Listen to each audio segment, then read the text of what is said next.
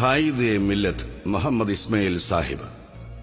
Indian ഭരണഘടനാ ശില്പി BR Ambedkar, Sardar Vallabhbhai Patel തുടങ്ങിയവർക്കൊപ്പം രാഷ്ട്രീയ പ്രവർത്തനം നടത്തിയ ഇസ്മായിൽ സാഹിബ് 1896 ജൂൺ 5 തമിഴ്നാട് സംസ്ഥാനത്തിലെ തിരുനെൽവേലിയിലാണ് ജനിച്ചത്.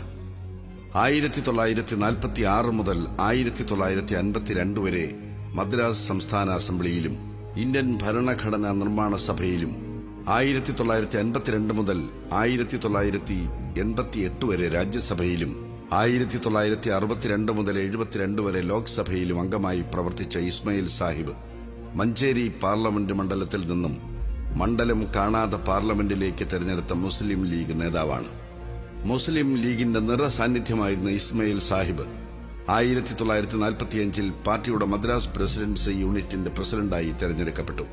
1947 ഇന്ത്യ വിഭജനം നടന്നപ്പോൾ ഇന്ത്യൻ യൂണിയൻ മുസ്ലിം ലീഗ് രൂപീകരിക്കുകയും പാർട്ടിയുടെ പ്രഥമ അധ്യക്ഷസ്ഥാനം അലങ്കരിക്കുകയും ചെയ്തു.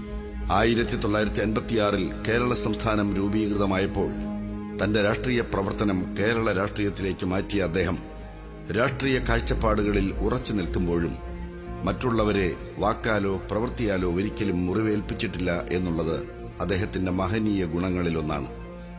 ചൈനയും പാകിസ്ഥാനും ഇന്ത്യയെ ആക്രമിച്ചപ്പോൾ തന്റെ രാജ്യത്തെ സംരക്ഷിക്കാൻ ഏക മകൻ JM മിയാഖാനെ സൈന്യത്തിനു വേണ്ടി വാഗ്ദാനം ചെയ്തുകൊണ്ട് തന്റെ ദേശസ്നേഹം അദ്ദേഹം സമൂഹത്തിൽ ഉയർത്തിക്കാട്ടി.